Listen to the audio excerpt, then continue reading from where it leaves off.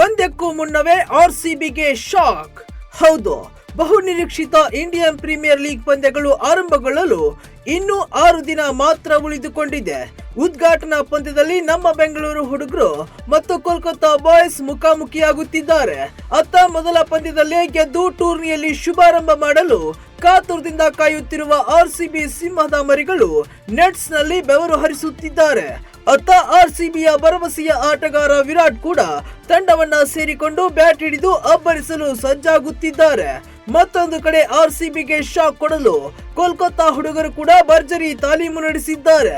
ಅದರಲ್ಲಿ ಹೇಳಿ ಕೇಳಿ ಅವರ ನೆಲದಲ್ಲೇ ಪಂದ್ಯ ಇರುವ ಕಾರಣ ತವರು ಪ್ರೇಮಿಗಳ ಬೆಂಬಲ ಪಡೆದು ಗೆಲ್ಲಲು ತುದಿಗಾಲಲ್ಲಿ ನಿಂತಿದ್ದಾರೆ.